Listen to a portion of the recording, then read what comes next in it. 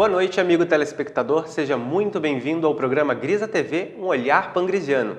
Hoje vamos discutir sobre a aceitação da ciência tradicional de teorias que antes eram taxadas como puramente espiritualistas. Para falar sobre isso, está aqui conosco o Dr. Pedro Antônio Grisa. Boa noite, Dr. Pedro. Boa noite, Douglas. Realmente, a ciência vai progredindo. O conhecimento do ser humano, os mais profundos conhecimentos, são mais antigos do que se supõe. E são verdadeiros. Essa história de que verdade vai depender disso, daquilo, eu digo, não, para mim, a verdade, ela é eterna, quanto o universo. As coisas, digo sempre que as leis que regem o universo, a vida, o ser humano e a mente humana, são eternas quanto o universo. Doutor Pedro, parece que os cientistas andaram lhe escutando, porque tudo aquilo que o senhor já fala há décadas, hoje a gente pesquisando na internet consegue ver que tem uma imensidão de pesquisadores científicos realizando diversos experimentos que eles mesmos dizem são experimentos paranormais, para testar os efeitos subjetivos da mente sobre o corpo. Eles estão apelidando esses estudos de ciência da alma. Veja, a ciência da alma é tão antiga quanto o Império Romano, pelo menos no conhecimento do Ocidente. Porque lá os romanos já diziam, já falamos isso aqui em outros programas, mens sana in corpore sano. O que é a mente? É a mesma coisa que eu digo hoje, a pessoa quer fazer diferença entre mente, espírito, alma. Tudo isso para mim é a mesma coisa. Não tem diferença alguma. Apenas são nomes dados diferentes à mesma realidade. Então hoje, quando e a paranormalidade existe desde todo sempre. Quando o ser humano começou a sofrer a primeira vez, já começou a desencadear os seus talentos correspondentes oriundos do sofrimento, que é a depressão como talento, a paranormalidade como talento e o superdotado como talento. Não é pensar que hoje temos mais superdotados que antigamente. Eu digo, até pode ser, porque hoje sob alguns aspectos, temos mais sofrimentos que antigamente. Então, o sofrimento exige desempenho mental da pessoa, para ela poder sair do perigo e encontrar a saída para a sobrevivência. E aí está o maior exercício, sempre feito sobre a mente humana. Doutor Pedro, o foco de muitos cientistas é o efeito do pensamento sobre o corpo, do pensamento positivo principalmente. Sim. Coisas que o senhor já pregou há muito tempo, né? Os efeitos benéficos do pensamento positivo. E as religiões pregam há muito mais tempo do que eu. Porque eu digo, toda religião explica que a pessoa precisa aprender a orar, a rezar, a meditar, enfim, fazer sua união com Deus. Isso é pensamento positivo, porque eu digo, na sua raiz, na sua maior profundidade, porque eu digo, eu só fui buscando, ao longo dos meus estudos, comparando entre o que um conjunto de pensamentos ou de conhecimentos tinha a ver com outro conjunto. Então eu digo, eu comecei olhando primeiro a natureza. Como é que a planta cresce? Para a planta poder crescer, tem algumas exigências básicas. Por exemplo, água, sol, terra fértil e assim por diante. Sem isso, sem esses três elementos, a semente é sempre a mesma. Feijão vai ser sempre feijão, mas o pé de feijão vai ficar mais bonito conforme essas condições complementares que dão fundamento a vida dentro da planta. Digo, assim vale para qualquer planta. Depois eu fui comparar a minha religião, que na época era o cristianismo, na edição da Igreja Católica, eu digo, então eu sempre fui olhar o que dizia. Então mandava rezar. O que é rezar? É você pedir a Deus para que te ajude, ou agradecer a Deus por ter te ajudado. Então tudo isso é a essência de qualquer pensamento positivo. Por quê? O que é o pensamento positivo? Quando você busca um apoio para ter mais autoconfiança.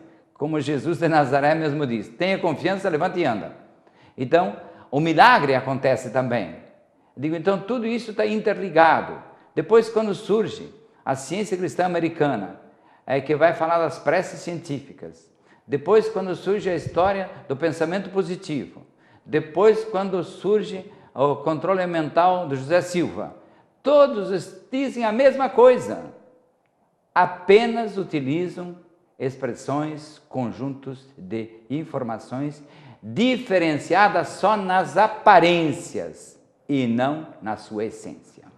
Ok, doutor Pedro. Então, dando continuidade às aparências, cientistas americanos de 4 universidades se reuniram com outros pesquisadores físicos nucleares, neurologistas, diversos profissionais renomados da ciência americana. Eles fizeram um estudo para comprovar o efeito orgânico dentro do organismo das pessoas que possuem um pensamento positivo. Eles descobriram e conseguiram comprovar, através da publicação desse estudo, que pessoas que se mantêm com pensamentos positivos, mesmo em situações de estresse, o organismo passa a liberar várias substâncias dentro do organismo. A principal delas é a serotonina, que é o hormônio associado à felicidade. Um hormônio que diminui os níveis de estresse, reduz e pode até neutralizar os efeitos orgânicos do estresse no organismo. Daí reduz o risco de infarto, bota o sistema imunológico para funcionar a todo vapor. Foi essa a comprovação que eles chegaram, coisa que o senhor também já falava há muito tempo.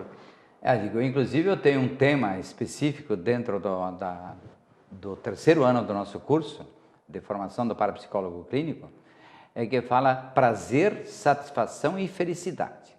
Então eu digo, a felicidade é perene, porque a felicidade depende de 2, 3 condições essenciais.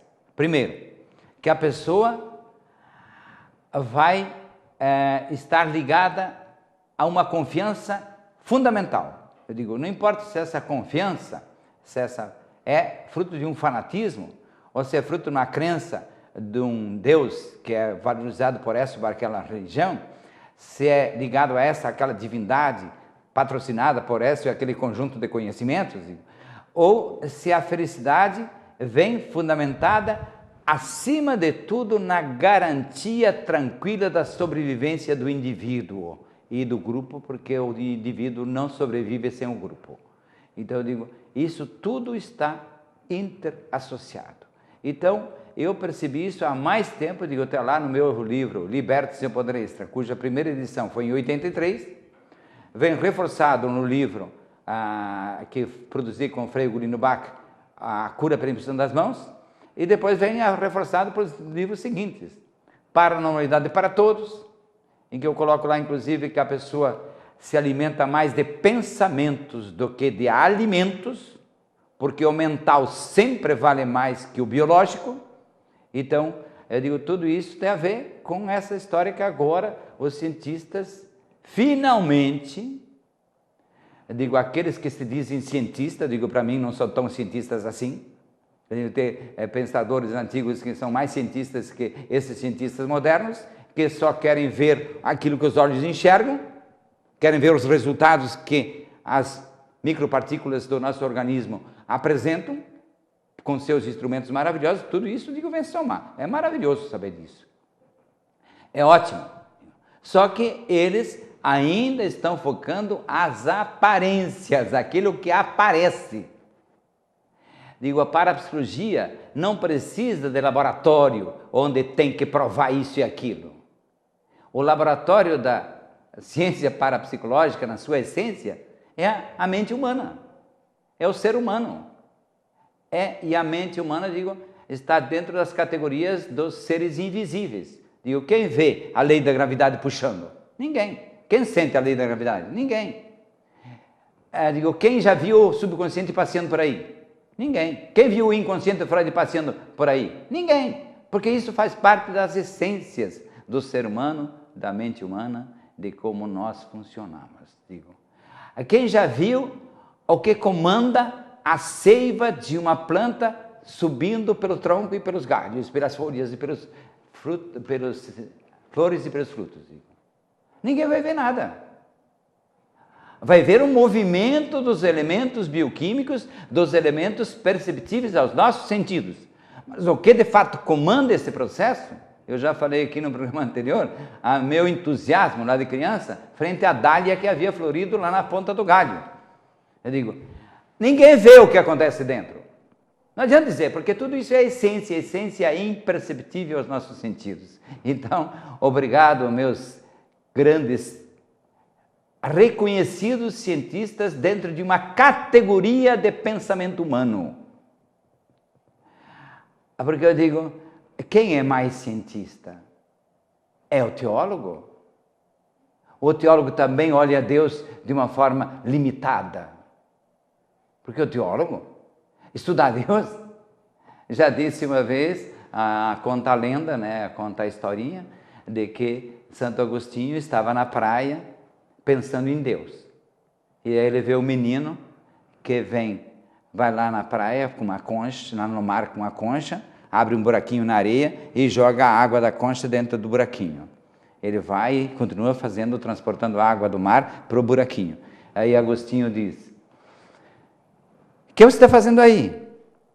Ele disse: eu estou querendo botar o mar aqui dentro desse buraquinho. Aí Santo Agostinho diz: menino, o que é isso? Nunca você vai conseguir isso. Disse: você quer colocar Deus dentro da sua cabeça? É a mesma coisa. Então, essa questão de que o invisível, como o imaginário, não tem limites, não tem tamanho. É do tamanho do universo e muito mais, e é tão minúsculo quanto a menor partícula perceptível aos nossos sentidos, eu digo, que houve um tempo que a molécula era a partícula mais, depois foi o átomo, depois foram as partículas subatômicas, e agora são as partículas atômicas, aliás, e depois as partículas subatômicas. Então, o tamanho perceptível da matéria, o elemento menor, é tão imenso quanto o próprio universo. Ok, doutor Pedro. Agora nós vamos para o intervalo. Daqui a pouquinho nós já voltamos com mais Grisa TV, um olhar pangrisiano.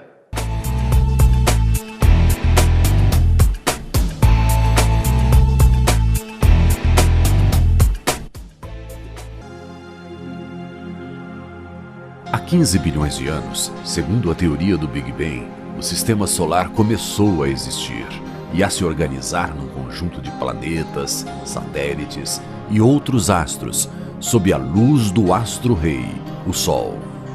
Dentre os inúmeros planetas está a Terra, que tem todos os elementos necessários para que a vida seja possível. Esse planeta, seguindo as leis perfeitas e imutáveis, começa a ser habitado e milhões de espécies vivas vão surgindo. Mas a maior obra do grande Criador, o Deus da vida, só foi pensada e criada bilhões de anos após as primeiras criaturas surgirem. Seria essa obra tão complexa, difícil de ser projetada e criada? Seria essa obra demasiado perigosa para existir antes? Ou essa obra, por sua grandeza, teria sido apenas iniciada e necessitado mais tempo para ser concluída? Há apenas 10 bilhões de anos, a grande obra é apresentada ao planeta. A caçula das criaturas começa a existir. O Homo sapiens, o homem inteligente. O planeta azul tem um novo rei, o ser humano. E há 10 milhões de anos, esse ser procura-se. Tenta encontrar sua origem cosmodivina, seu equilíbrio interior, seu autoconhecimento, seu modo harmônico de ser. Nas últimas décadas, dedicou-se intensamente ao estudo das leis que regem a matéria e a cada dia o homem é surpreendido com novas tecnologias que propiciam sempre mais conforto e prazer. E ao mesmo tempo, esse ser sente-se cada vez mais num vazio existencial. E eis então que surge uma nova ciência, a parapsicologia, que vem resgatando o ser humano como tal. Um novo homem, com novos valores, com uma nova consciência, com uma nova cosmovisão.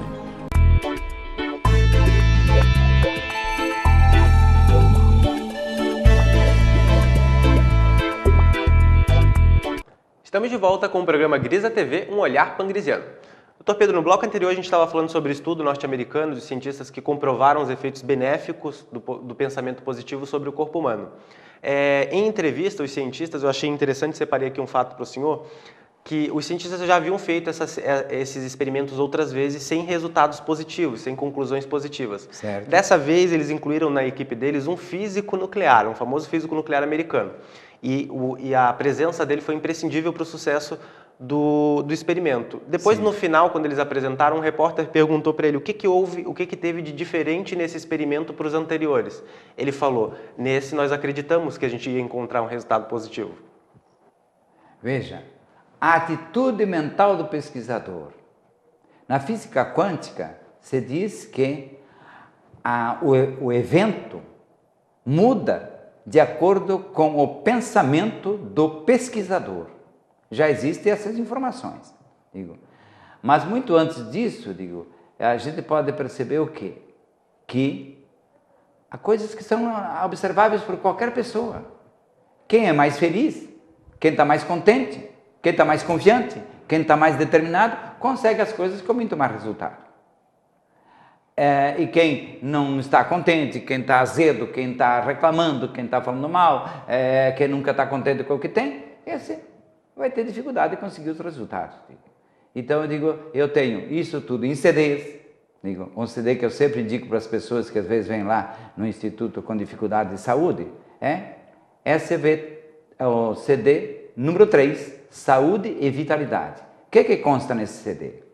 Procurar fazer com que a pessoa perceba as coisas boas que tem na sua vida, especialmente na área da saúde, da vitalidade, do seu organismo vivo, sadio e vigoroso.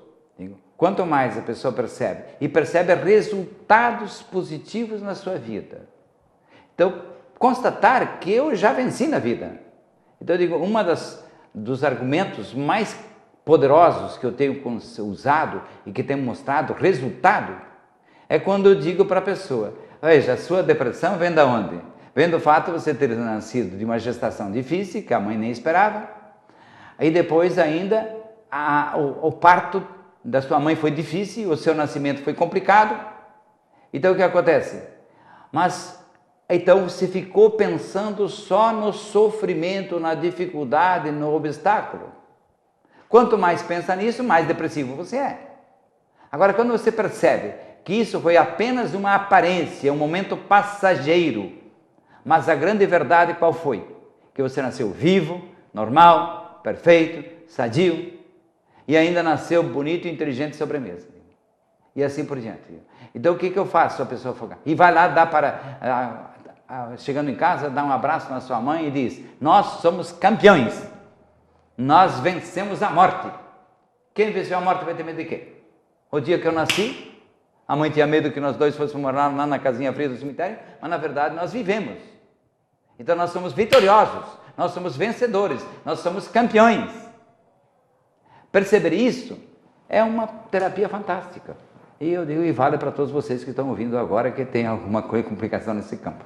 Doutor Pedro, os cientistas, eu acho que sem querer comprovaram uma outra tese sua, a de que doença não existe, né? Porque se o pensamento positivo conseguiu neutralizar as chances de um infarto, risco de um taquicardia, então logo as doenças podem ser, como o senhor já afirma, uma manifestação do corpo de alguma coisa errada na nossa cabeça. Exatamente. Porque eu digo, na verdade, porque eu digo, durante 33 anos eu meditei, pesquisei, conversei comigo mesmo, com Deus, com tudo que eu tinha chance de me relacionar para entender. Por que aquela frase lá naquele livro de Yoga para Cristãos, que eu estudei em 63, dizia que doença não existe. Se minha mãe vive doente, se eu já passei por tantas dificuldades de saúde e tudo mais, como é que doença não existe? Até que um dia bateu a ficha. Deus não pode ter inventado o mal. Isso é estupidez. Isso é bobagem de teólogo que não entende nada de Deus. O mal não existe. Deus não pode ter sido estúpido se Ele criou tudo e Ele é um Deus de amor, Ele é um Deus... Ele não pode ter criado o mal. Então, se o mal não existe, a doença também não existe. Então, tudo que Deus nos apresenta, Deus escreve certo por linhas tortas. O povo sabe tudo. Basta a gente saber ouvir, entender o que fala. Deus escreve certo por linhas tortas. Então, doença não é um mal em si. A dor dói, mas não é problema, é comer solução. Porque avisa que nós temos que dar atenção àquela área do nosso organismo. A mesma coisa, a doença não é problema. Não é um mal em si. Doença é estratégia da libertação de um perigo maior. E assim por diante. Então isso está no meu CD número 16. Digo, quem quiser tem lá como estudar. E quem já ouviu e não entendeu direito, já ouviu 30 vezes, vai ouvir 31 vezes. Porque muitas vezes nós não temos possibilidade de ouvir aquilo que na nossa mente está bloqueado. Por mais que nossos ouvidos escutem, a nossa mente não entende, se você não está aberto para o entendimento. Ok, doutor Pedro, um outro grupo de cientistas no Canadá fizeram outro estudo também bastante interessante. O objetivo deles era entender aquilo que a mente humana consegue perceber, o que o subconsciente percebe, que o consciente não percebe. Então eles pegaram um grupo de pessoas, mostraram para esse grupo de pessoas 10 fotografias de 10 indivíduos diferentes. Dentre esses indivíduos haviam pessoas comuns e haviam bandidos condenados. Eles botaram uma roupinha normal nas pessoas para parecerem pessoas normais. Pegaram o objeto do teste das pessoas, né, e foram mostrando essas figuras rapidamente. Só podia olhar durante 1 segundo para essas imagens. E as pessoas tinham que separar numa pilha as pessoas que elas confiavam e na outra pilha as pessoas que elas não confiavam. 90% das pessoas que colocaram as cartinhas do lado dos não confiáveis escolheram corretamente as pessoas nas quais elas não deveriam confiar, que eram bandidos, criminosos, assassinos, estupradores, todos bandidos que já haviam sido condenados por crimes bárbaros, violentos. Veja, a pessoa que não está bloqueada por conhecimentos muito científicos, eu digo, como chamam por aí, a pessoa que é capaz de olhar com mais naturalidade, com mais tranquilidade, ela já percebe. Eu sempre falo que as pessoas às vezes dizem assim, o olhar desse cara não é confiável. Porque todo mundo sabe, a ciência popular sabe há séculos e milênios. Olhar é espelho da alma. E se a alma é a mesma coisa que a mente, e se a mente tem a ver com as atitudes mentais e as atitudes comportamentais, com as reações emocionais, então lá nos espelhos da alma, nos olhos, já estão presentes as informações se esse cara é confiável ou não. O que eles olharam para aquela foto? Mas só que do olhar se irradia sobre o rosto da pessoa. As feições do rosto, as contrações do rosto, que às vezes nós nem percebemos, a pessoa é capaz de, numa fotografia instantânea, de menos de um segundo, que a pessoa olhava para a foto, já identificava se aquela pessoa, que mensagens eram transmitidas pelos olhos, pela coloração do nariz, pela coloração das faces, pela contração de cada elemento da face da pessoa. Eu tenho cara de santo, eu não sei se eu sou, mas em todo caso, as pessoas chegam na minha sala, todo mundo fica bem. Por quê? Porque eu tenho uma atitude mental, que quando a pessoa entra na minha sala, eu já sei que eu vou poder colaborar com essa pessoa em alguma coisa. O que ela vem buscar? Eu não sei, eu não sou vidente. Mas eu sei que ela vem buscar alguma coisa que ela sabe que eu posso. Quando ela se senta à minha frente e percebe que eu estou com uma atitude mental de buscar ajudá-la, já começou a terapia. A terapia mais profunda e mais importante não é feita pelas palavras. A terapia mais profunda é feita pela telepatia, pela comunicação daquilo que o nosso corpo retrata da nossa mente. Especialmente o olhar, especialmente a forma de você até sentar. Aqui o João sempre diz, Grisa, como que você vai ficar sentado? Assim, ajeita a câmera para mim. Então eu digo, o que acontece? Porque a minha formação básica, é moleque da roça. E que não tinha um lugar fixo para ficar olhando. Era curioso para olhar para tudo que era lado. Mas também depois eu sou ator. E o ator não gosta de ficar preso a uma direção só. Então, aqui na televisão, como em outros momentos que eu estive, a minha maior dificuldade era ficar com o olhar como se estivesse olhando para o público. Por quê? Ainda mais que eu não enxergo a câmera. Então, mais ainda, fica difícil de você parecer que está olhando para o público. Agora, se eu estou olhando para vocês, repara em mim, e vocês percebem também que nesse programa eu sempre quero falar alguma coisa que beneficie a vocês que estão assistindo o programa, a vocês que estão ouvindo o programa, a vocês que estão interessados no assunto, ou até quem não está interessado. Eu tenho um depoimento já, ele diz, a pessoa passou, Grisa, na sala, e quando viu que era você que estava falando, a pessoa parou. Por quê? Porque ele percebeu que eu sou um cara que quer bem as pessoas. Digo, isso eu posso falar com toda tranquilidade. E todos os meus livros escritos, todos os meus CDs produzidos, tudo visa ajudar as pessoas a serem melhores e mais felizes. Então eu digo, tudo isso é terapia, pode chamar assim, mas é mais que isso, é o caminho para a felicidade. Perfeito, Dr. Pedro.